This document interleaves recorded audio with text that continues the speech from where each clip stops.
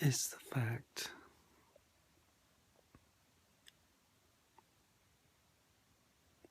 that they don't have a dad, that they don't have, she doesn't have a husband. Um,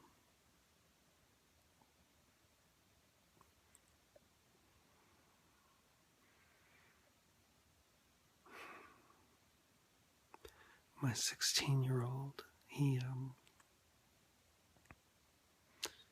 going to be 17 in January, and he wants to learn to drive. Any 16-year-old wants to learn to drive, right? Well, who is there to teach their child how to drive? A dad. My dad taught me, frustratingly so, but he taught me how to drive.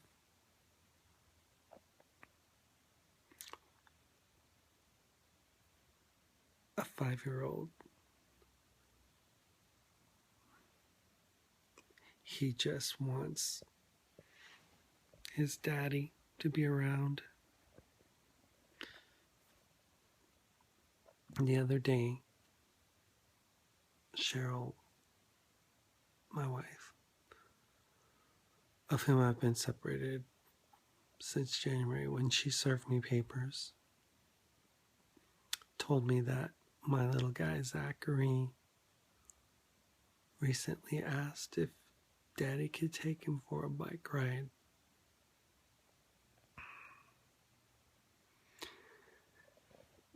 Daddy used to take Zach for a bike ride. Yikes. We would pack up a little snack pack for Zach, stick his little car seat, his bike helmet on his little head, and we would basically go for a nice ride, and we would be out there, you know, and it was really, really sad. Really sad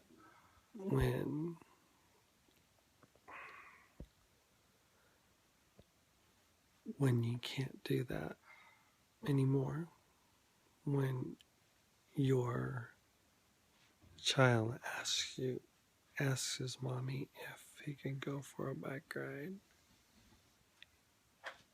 And what does she have to say? She can't say, oh, sure, you know, but that's what we used to do.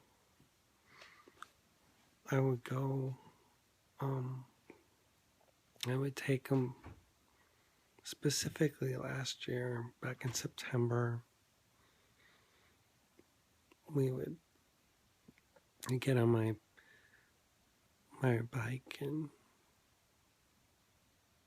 we'd go for a long ride, and he'd fall asleep in the back and his little head bobbing back and forth in the seat, you know, little baby, basically little toddler. And we would have a great time. He loved it. I loved taking him. It was so much fun. We would stop at Sonic and get like a slushie. And he remembers a time when I took like this off-road path and his slushie went flying in the air and he was like, oh no, Daddy, it fell. We stopped and we got, the slushy off the road, and there was still some left. And it's like, oh, thanks, Dad. Stick the top back on and clean up the straw. And he was as happy as a clam. He loved the green lime slushes at Sonic. And it was so much fun. I miss that so much. I miss my kids. What can I say? I didn't play a lot of games and stuff with the kids as time went on, but I did,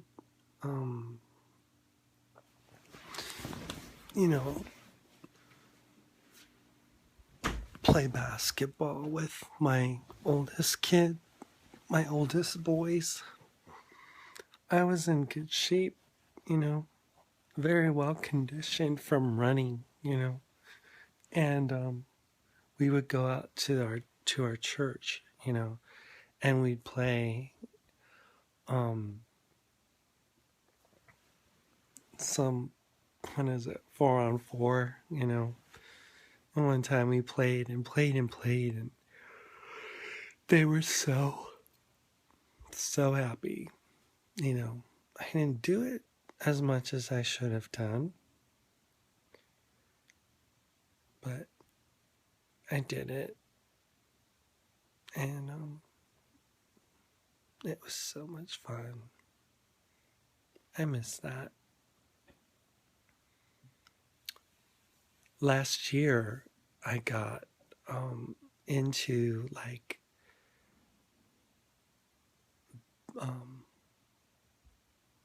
remote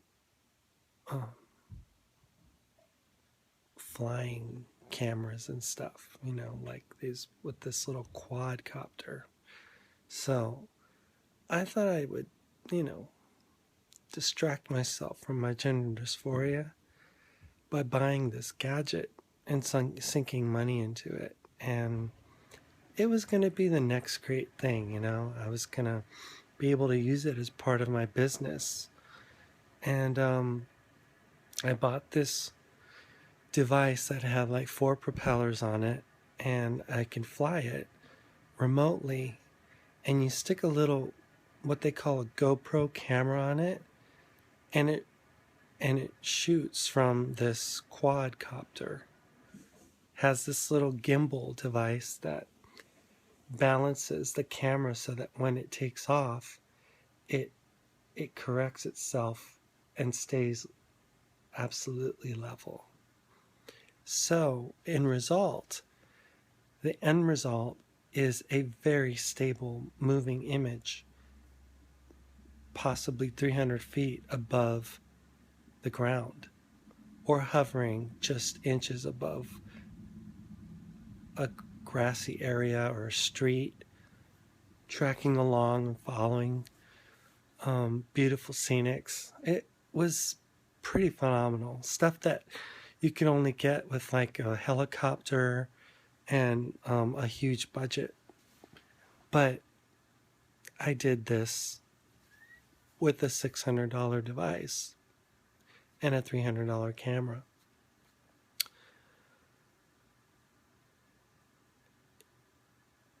My kids saw it. Of course, it's a cool dad thing to have, Oh, Dad's so cool. He has a quad. He has this little copter. So I'd go practice with it and fly it around the house. Not around the house, outside. Fly it above the neighborhood.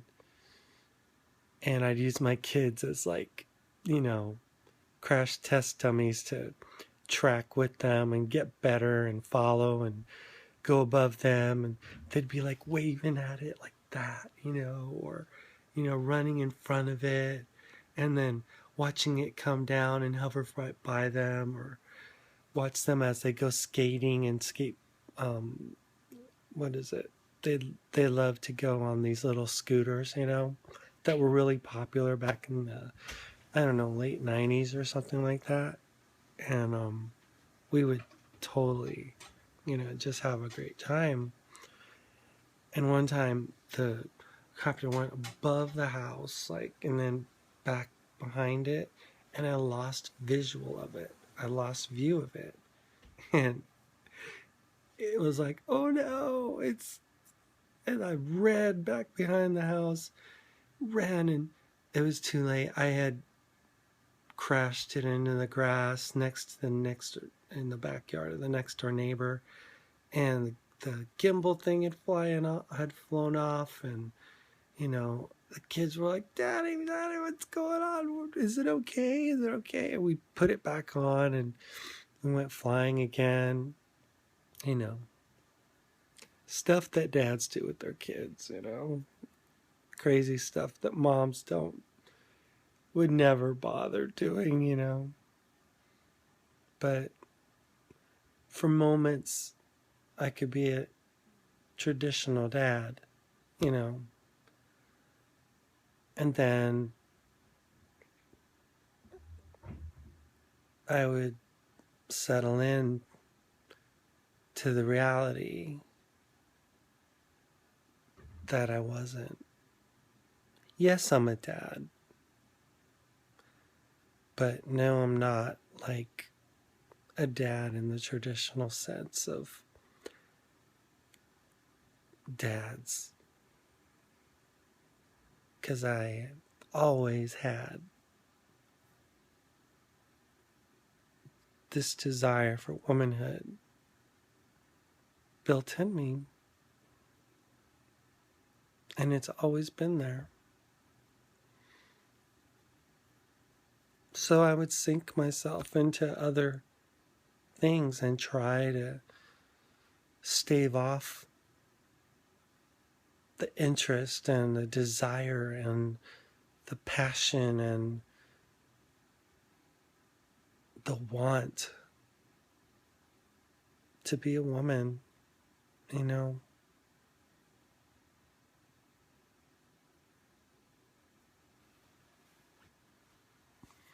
My daughter thought, not thinks now, but thought that I was the greatest thing. I was such a great dad, although we didn't quite talk as much as we should have as father-daughter, but she was my little girl. And the amazing thing is that she, of all the kids, came out with these eyes, and had my hair color and my skin color. All my other kids are, except for Zachary, are pretty much, they look like their mom, and people would never mistake them for being Puerto Rican. But my daughter, well, she's another story. She has the dark skin. She's definitely Latina. And she used to wear a shirt that said, Daddy's Girl. And it had a little girl, a little pink shirt, and the front of it had a little girl on her knees, like in front of her bed, and the shot's taken from behind. And she's praying, at the foot of her bed. And it has a little scripture on it. But it also had a double entendre meaning that she was Daddy's girl. So she was God's girl, and she was her daddy's girl. Because she was the little queen of the house. She was the only girl we had. She was our second born. And she is one of the most sweetest people you will ever meet. Her name is Kayla. And Kayla is so sweet, So, fast forward to December 25th, 2013. I'm at the house. I've come over for Christmas. I had already left the house back on November 10th of that year, but I came back for Thanksgiving, and at this time I was here. I was there for Christmas. We went to New Year's Eve services on the 24th. I stayed till like midnight and then went back to my apartment, and then went back early in the morning, December 25th, and the kids opened up their presents, and we all were a big family. And I used to set up the camera, and record the kids, with their smiley faces, looking at, the packages and stuff, and taking pictures in front of the tree, and, stuff that families do, stuff that close-knit families do. They love each other. Got to be around 6 o'clock in the afternoon. And things kind of changed, conversation got into other things. Cheryl and I talked about trans stuff again. And she said something that was like a trigger for me, and I just lost it emotionally. And I was like, okay, I know when I'm not welcome. So I started to leave. And before I left, I told the kids, your mom and I are getting a divorce. We are not going to be together. This is going to be a rough time. They were like, what? And we were at the door, and the kids were playing, like, what's that game that kids play? It's Minecraft on the PS3. Had just gotten it, it was part of their gift. So they're there playing with their toys and stuff, and they hear their dad tell them that they're not going to be a family unit anymore. And Kayla's devastated. She runs over to my side and says, Daddy, no, please. What's going on? What's going on? I said, guys, it's not your mom's fault. It's mine. I can't explain it, but it's me. And it was a very emotional time. Cheryl was like, you don't need to do it like this. And I was like, kids, I'm so sorry. You'll know in time. Well, they didn't know why Daddy left until June, 2 days before I left for Minnesota. People, this is a very, very tough decision. Please don't come about it. If you have a family, don't come about it flippantly. Please count the cost. Realize that this is not something that you should flippantly decide. This costs everything.